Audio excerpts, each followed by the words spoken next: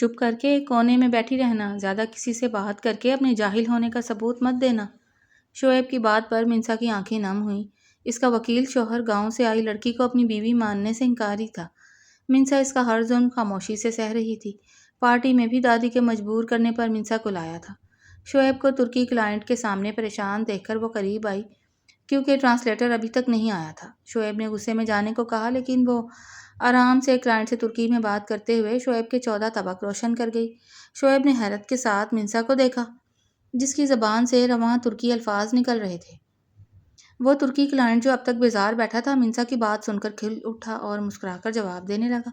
شعیب کے پاس اب منسا کو پیچھے ہٹانے کا موقع نہیں تھا کیونکہ کلائنٹ کی پوری توجہ منسا پر تھی۔ مسٹر شعیب، آپ کی وائف تو کمال ہے، انہوں نے سیکنڈز میں ہمارا مسئلہ حل کر دیا، کلائنٹ نے اپنے اسسٹنٹ کے ذریعے انگلش میں شعیب سے کہا اور منسا کی تعریف میں سر ہلایا۔ شعیب نے مصنوعی مسکراہٹ سجائی، جی جی بالکل۔ جیسے ہی میٹنگ ختم ہوئی اور کلائنٹ رخصت ہوا، شعیب نے منسا کا بازو سختی سے دبوچا اور اسے ہال کے ایک کونے میں لے گیا۔ یہ کیا ڈرامہ ہے منسا، تمہیں ترکی کہاں سے آتی ہے؟ شعیب کی آواز میں غصہ اور تلملاہٹ واضح تھی۔ منسا نے دھیرے سے اپنا بازو چھڑوایا۔ اس کی آنکھوں میں اب وہ خوف نہیں تھا جو کچھ دیر پہلے تھا۔ گاؤں کے جس اسکول میں آپ مجھے جاہل سمجھ کر چھوڑ آئے تھے نا شعیب، وہاں ایک ترکی NGO نے 2 سال کام کیا تھا۔ میں نے وہاں صرف پڑھا نہیں تھا، ان کی زبان بھی سیکھی تھی۔ تم نے مجھے بتایا کیوں نہیں؟ شعیب نے دانت پیسے۔ آپ نے کبھی پوچھنے کا موقع ہی کب دیا؟ آپ کے پاس تو صرف میری تذلیل کرنے کا وقت تھا، منسا نے پرسکون مگر گہرے لہجے میں کہا۔ اگلی صبح شعیب کے دوست عادل اور زین اس کے آفس آئے۔ وہ دونوں بھی کل کی پارٹی میں موجود تھے اور منسا کا یہ روپ دیکھ کر دنگ رہ گئے تھے۔ یار شعیب، بھابھی تو چھپی رستم نکلی، تو کہتا تھا وہ بالکل ان پڑھ اور پسماندہ ہیں، عادل نے صوفے پر بیٹھتے ہوئے کہا۔ یار ہاں، کل اگر وہ نہ ہوتی تو ترکی ڈیل تیرے ہاتھ سے نکل گئی تھی، تجھے تو اس کا شکر گزار ہونا چاہیے، زین نے چائے کا مگ اٹھاتے ہوئے مشورہ دیا۔ شعیب چڑ گیا، تم لوگ اپنی حد میں رہو، وہ جو بھی ہے ایک پسماندہ ماحول سے آئی ہے اور میرے معیار پر پورا نہیں اترتی۔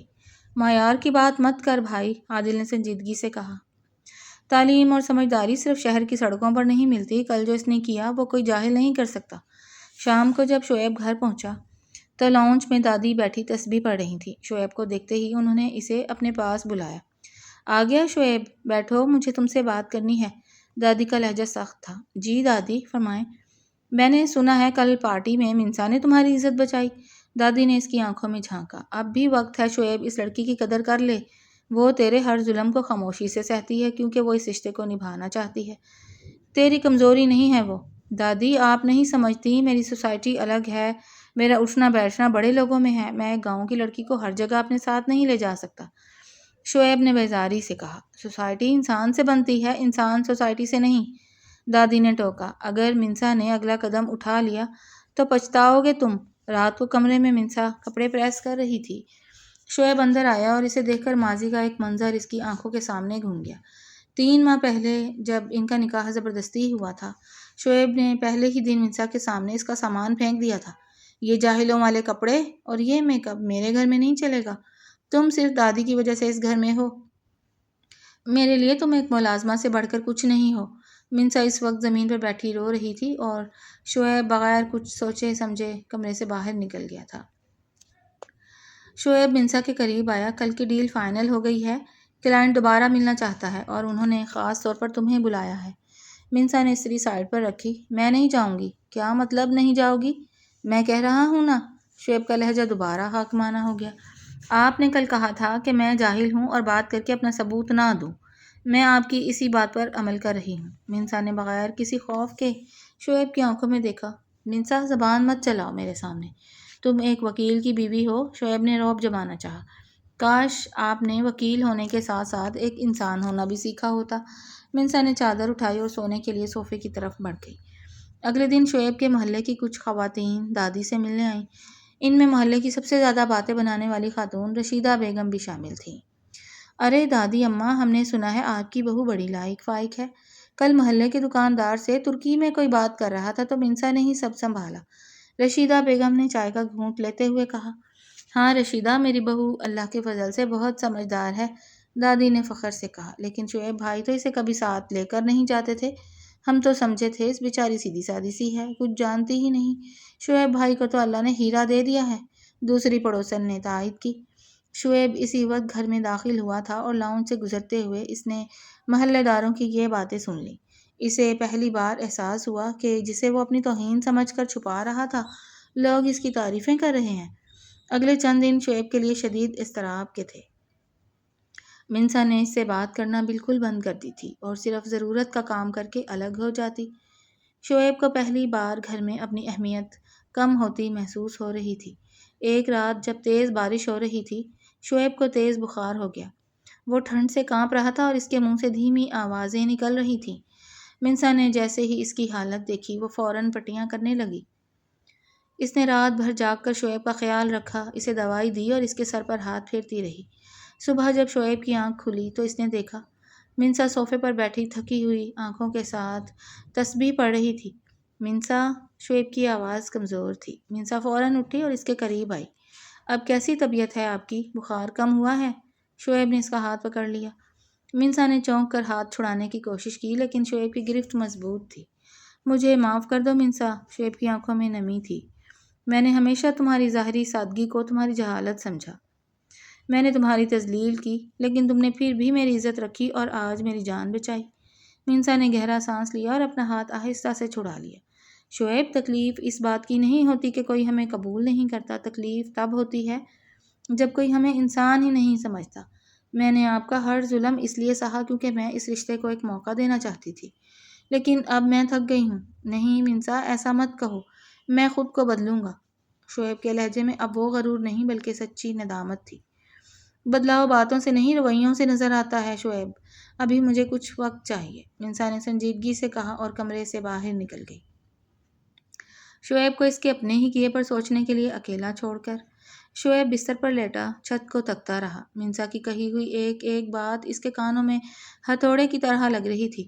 پہلی بار اسے اپنی ڈگری، اپنے وکیل ہونے اور اپنے جھوٹے معیار پر شرمندگی ہو رہی تھی۔ تھوڑی دیر بعد شعیب کا فون بجا۔ اس نے دیکھا تو اس کے جونیئر وکیل عثمان کا فون تھا۔ السلام علیکم سر، وہ جو چودھری صاحب کا زمین والا کیس ہے، اس کی فائل آپ کے گھر پر ہے یا آفس میں؟ کل صبح پہلی پیشی ہے، عثمان نے پوچھا۔ وہ فائل گھر پر ہی ہے عثمان، میں دیکھ کر بتاتا ہوں، شعیب نے بوجھل آواز میں کہا۔ سر، آپ کی آواز کو کیا ہوا؟ طبیعت ٹھیک ہے نا؟ ہاں، بس تھوڑا بخار تھا، میں فائل ڈھونڈ کر تمہیں میسج کرتا ہوں، شعیب نے کہہ کر فون بند کر دیا۔ وہ اٹھ کر اپنی الماری اور میز پر فائلیں ڈھونڈنے لگا، لیکن تپتی دوپہر میں بخار کی وجہ سے اس کا سر چکرا رہا تھا۔ اتنے میں منسا کمرے میں پانی کی بوتل رکھنے آئی۔ شعیب کو پریشان دیکھ کر وہ رک گئی۔ کیا ڈھونڈ رہے ہیں آپ؟ منسا نے پوچھا۔ وہ چودھری صاحب کی فائل نہیں مل رہی، کل کورٹ میں پہلی پیشی ہے اور عثمان بار بار پوچھ رہا ہے، شعیب نے ماتھے پر ہاتھ رکھتے ہوئے کہا۔ منسا 2 قدم آگے بڑھی۔ اس نے میز کے نیچے بنے دراز کو کھولا اور ایک نیلی فائل نکال کر شعیب کے سامنے رکھ دی۔ یہ رہی، آپ ہی نے پرسوں یہاں رکھی تھی۔ شعیب نے فائل پکڑی اور منسا کو دیکھنے لگا۔ Thank you. منسا، تم چائے بنا دو گی؟ سر میں بہت درد ہے۔ منسا نے کوئی جواب نہیں دیا، بس ہلکا سا سر ہلا کر کمرے سے باہر نکل گئی۔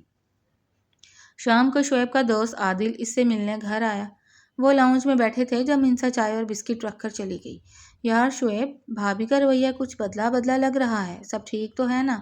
عادل نے چائے کا کپ اٹھاتے ہوئے پوچھا۔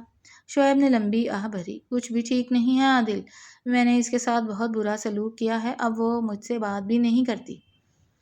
بات کرتی ہے تو اس میں ایک دوری ہوتی ہے، مجھے سمجھ نہیں آ رہا میں کیا کروں۔ عادل نے ہنس کر کہا، ابھی تو شروعات ہے بھائی، تم نے اسے جاہل کہا، سب کے سامنے ذلیل کیا، اب جب اس نے اپنا آپ دکھایا ہے تو تمہیں مرچیں لگ رہی ہیں۔ عورت سب کچھ برداشت کر سکتی ہے شعیب، لیکن اپنی عزت نفس پر سمجھوتا نہیں کرتی۔ میں اپنی غلطی مان تو رہا ہوں، معافی بھی مانگی ہے، شعیب نے بے بسی سے کہا۔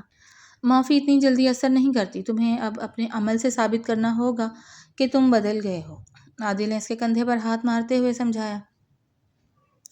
اگلے دن اتوار تھا۔ محلے میں ایک شور اٹھا۔ شعیب اور دادی لاؤنج میں بیٹھے تھے جب باہر سے اونچی اونچی آوازیں آئیں۔ شعیب اٹھ کر باہر گلی میں گیا۔ باہر دیکھا تو محلے کا ایک لڑکا کامران اپنے بوڑھے باپ پر چلا رہا تھا اور اسے گھر سے نکلنے کا کہہ رہا تھا۔ آس پاس کے پڑوسی تماشا دیکھ رہے تھے، لیکن کوئی بیچ میں نہیں بول رہا تھا۔ میں کہہ رہا ہوں نا ابا، اس گھر کا سودا ہو چکا ہے، آپ کو اب چچا کے پاس جانا ہی ہوگا، کامران اونچی آواز میں بولا۔ لیکن بیٹا، یہ گھر میرے ماں باپ کا ہے، میں اس عمر میں کہاں جاؤں گا؟ بوڑھے باپ کی آنکھوں میں آنسو تھے۔ شعیب نے آگے بڑھ کر کہا، کامران یہ کیا بدتمیزی ہے؟ اپنے باپ سے ایسے بات کرتے ہیں اور تم ان کی مرضی کے بغیر یہ گھر کیسے بیچ سکتے ہو؟ شعیب بھائی آپ وکیل ہوں گے اپنے کورٹ کے، ہمارے گھر کے معاملے میں ٹانگ مت اڑائیں، یہ گھر اب میرا ہے، کامران نے بدتمیزی سے جواب دیا۔ منسا اور دادی بھی دروازے پر آ کھڑی ہوئی تھیں۔ منسا نے جب یہ منظر دیکھا تو اس سے رہا نہ گیا، وہ گلی میں آئی اور کامران کے سامنے کھڑی ہو گئی۔ کامران بھائی، قانون صرف شہر کے وکیلوں کو نہیں معلوم ہوتا، یہ گھر دادا جی کے نام پر ہے اور جب تک ان کے دستخط یا رضامندی نہیں ہوگی آپ 1 انچ زمین بھی نہیں بیچ سکتے۔ اگر آپ نے زبردستی کی تو بزرگوں پر تشدد کے جرم میں آپ سیدھے جیل جائیں گے۔ منسا کی آواز اتنی کڑک تھی کہ گلی میں سناٹا چھا گیا۔ کامران نے غصے سے منسا کو دیکھا۔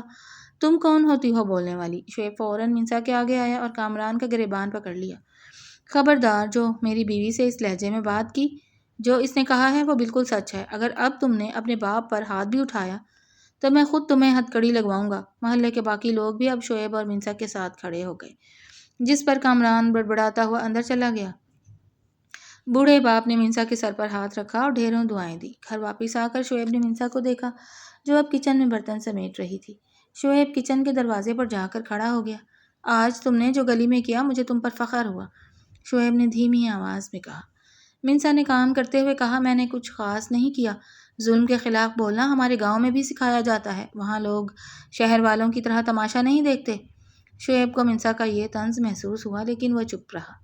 منسا، کیا ہم آج شام کو باہر چلیں؟ میں تمہیں کچھ دکھانا چاہتا ہوں۔ منسا نے برتن رکھتے ہوئے شعیب کی طرف دیکھا۔ کہیں کسی نئی پارٹی میں جانا ہے جہاں مجھے پھر سے کسی کونے میں بیٹھنا ہو؟ نہیں منسا، خدا کے لیے پرانی باتیں مت دہراؤ، میں صرف تمہارے ساتھ وقت گزارنا چاہتا ہوں۔ شعیب کے لہجے میں سچی تڑپ تھی۔ منسا نے کچھ دیر سوچا اور پھر کہا، ٹھیک ہے، دادی سے پوچھ لیں، اگر وہ اجازت دیں گی تو چلوں گی۔ شام کو شعیب منسا کو لے کر شہر کے ایک مشہور بک سٹور اور لائبریری میں آیا۔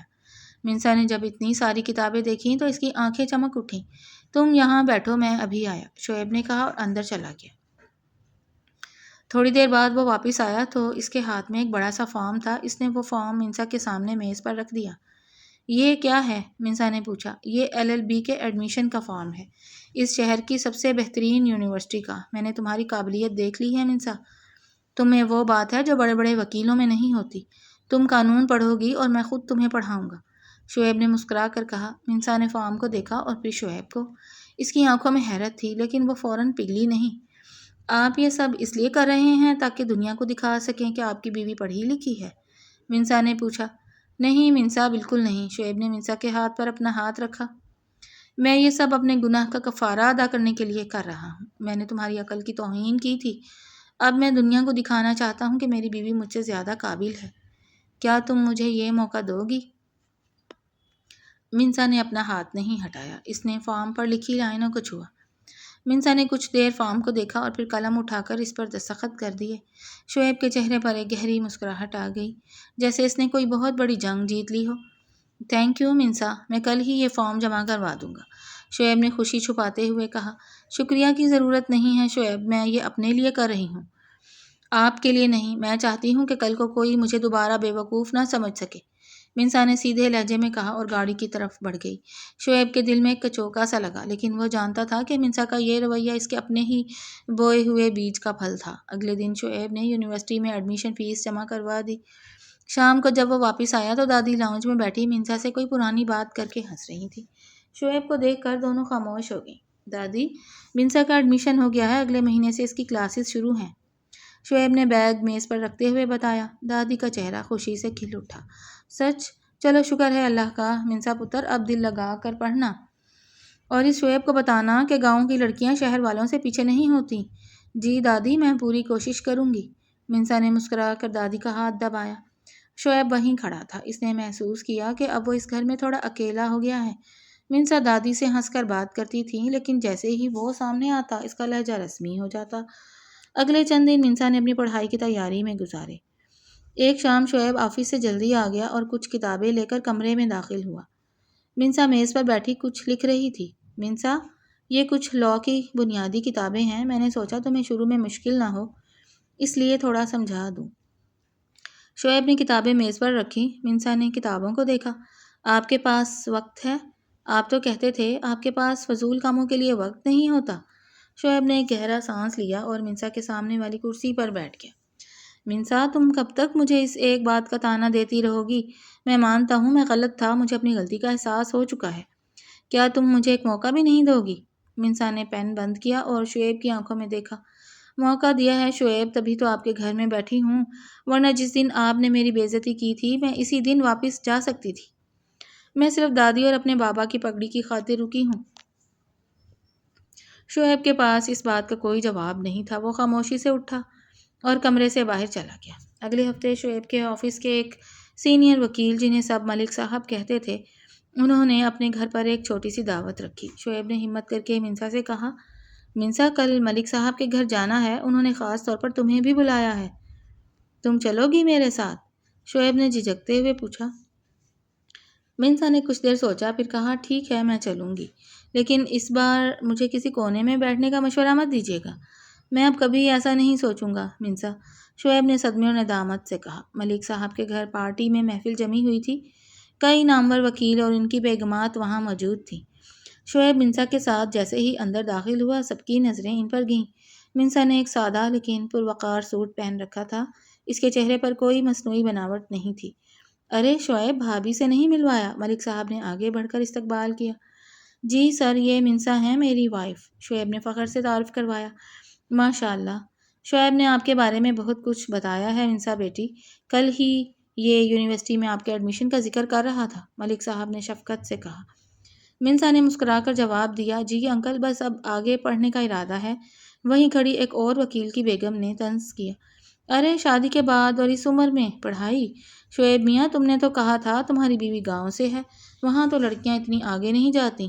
شعیب کو غصہ آنے ہی والا تھا کہ منسا نے خود جواب دیا، آنٹی، علم حاصل کرنے کی کوئی عمر نہیں ہوتی اور نہ ہی کوئی علاقہ ہوتا ہے۔ گاؤں کی مٹی اگر اناج اگا سکتی ہے تو وہاں کی لڑکیاں خواب بھی دیکھ سکتی ہیں اور انہیں پورا بھی کر سکتی ہیں۔ منسا کا یہ جواب سن کر وہاں موجود 2-3 سینئر وکیل ہنس پڑے اور ملک صاحب نے تالیاں بجائیں۔ کمال ہے بھائی، شعیب تمہاری بیوی تو ابھی سے وکیلوں کی طرح دلیلیں دیتی ہے۔ شعیب نے منسا کو دیکھا، اس کا سر فخر سے اونچا ہو گیا تھا، لیکن اسے یہ بھی معلوم تھا کہ یہ عزت منسا نے خود کمائی ہے، اس کے سہارے نہیں۔ گھر واپسی پر گاڑی میں بالکل خاموشی تھی۔ شعیب بار بار شیشے سے منسا کو دیکھ رہا تھا، جو باہر سڑک کی لائٹوں کو تک رہی تھی۔ آج تم نے بہت اچھا جواب دیا۔ شعیب نے خاموشی توڑی۔ میں نے صرف سچ بولا، منسا نے بغیر دیکھے کہا۔ منسا، کیا اب بھی تمہارے دل میں میرے لیے صرف نفرت ہی ہے؟ کیا میں واقعی اتنا برا ہوں کہ تم مجھے ایک بار بھی معاف نہیں کر سکتی؟ شعیب نے گاڑی ایک سائڈ پر روکی اور منسا کی طرف مڑا۔ منسا نے رخ بدلا اور شعیب کی طرف دیکھا۔ اس کی آنکھوں میں اب وہ پرانا غصہ نہیں تھا، بلکہ ایک سنجیدگی تھی۔ نفرت نہیں ہے شعیب، اگر نفرت ہوتی تو میں آپ کے دکھ میں تڑپتی نہ، بخار میں پٹیاں نہ کرتی، لیکن دل پر جو چوٹ لگتی ہے نا، اس کا زخم بھرنے میں وقت لگتا ہے۔ آپ نے مجھے بدصورت اور جاہل کہا، وہ الفاظ میرے دل میں بیٹھ گئے ہیں، میں ان الفاظ کو مٹانا چاہتا ہوں۔ شعیب نے منسا کا ہاتھ پکڑنے کی کوشش کی، لیکن منسا نے اپنا ہاتھ پیچھے کر لیا۔ وقت دیں شعیب، ابھی میری پڑھائی شروع ہونے دیں، جب مجھے لگے گا کہ آپ مجھ سے سچی محبت کرتے ہیں، میری ڈگری یا میری قابلیت سے نہیں، اس دن میں آپ کو دل سے معاف کر دوں گی، منسا نے کہا۔ شعیب نے گاڑی دوبارہ سٹارٹ کر دی۔ وہ جانتا تھا کہ منزل اب زیادہ دور نہیں ہے، لیکن منسا کا اعتماد بحال کرنے کے لیے اسے ابھی اور امتحانات سے گزرنا ہوگا۔ ملک صاحب کی پارٹی والے واقعے کے بعد شعیب کے رویے میں واضح تبدیلی آ چکی تھی۔ وہ اب منسا کی صرف عزت نہیں کرتا تھا، بلکہ اس کی محبت میں گرفتار ہو چکا تھا۔ منسا کی یونیورسٹی کا پہلا دن آیا تو شعیب خود اسے چھوڑنے گیا۔ کچھ ماہ گزر گئے، منسا اپنی پڑھائی میں مصروف رہی اور شعیب سائے کی طرح اس کے ساتھ رہا۔ وہ نہ صرف اس کی پڑھائی میں مدد کرتا، بلکہ کچن کے کاموں میں بھی دادی اور منسا کا ہاتھ بٹاتا۔ منسا شعیب کی اس خاموش محبت اور ندامت کو روز محسوس کرتی تھی۔ اس کے دل کی برف آہستہ آہستہ پگھل رہی تھی۔ ایک شام جب منسا لاؤنج میں بیٹھی کیس سٹڈی پڑھ رہی تھی، شعیب کمرے میں آیا۔ اس کے ہاتھ میں خوبصورت سرخ گلاب اور ایک نیا پین تھا۔ وہ منسا کے سامنے گھٹنوں کے بل بیٹھ گیا۔ منسا، میں نے تمہاری قابلیت، تمہاری سمجھداری سب دیکھ لیا، لیکن آج میں اس وکیل شوہر کی حیثیت سے نہیں، بلکہ ایک عام انسان کی حیثیت سے تمہارے سامنے جھکا ہوں۔ میں اپنی منسا سے محبت کرتا ہوں، اس لڑکی سے جو صوفے پر بیٹھ کر تسبیح پڑھتی تھی اور جس نے رات بھر جاگ کر میرا بخار اتارا تھا۔ کیا تم مجھے معاف کر کے میری زندگی کو واقعی زندگی بناؤ گی؟ شعیب کی آنکھوں میں سچے آنسو تھے۔ منسا نے کتاب بند کی، شعیب کے ہاتھ سے وہ گلاب لیا اور مسکرا دی۔ اس کی آنکھیں نم تھیں، لیکن ان میں اب کوئی درد نہیں تھا۔ میں نے آپ کو بہت پہلے ہی معاف کر دیا تھا شعیب، بس آپ کا یہ روپ دیکھنا چاہتی تھی، منسا نے دھیمی آواز میں کہا۔ شعیب نے مسکرا کر منسا کا ہاتھ اپنے ہاتھوں میں لے لیا اور اسے اپنے دل سے لگا لیا۔ گھر کا وہ کونا جو کبھی منسا کے لیے تذلیل کی جگہ تھا، آج محبت اور سکون کا گہوارہ بن چکا تھا۔ دادی نے لاؤنج کے دروازے سے یہ منظر دیکھا تو مسکرا کر ان کے حق میں دعا کرتے ہوئے اپنے کمرے کی طرف بڑھ گئیں۔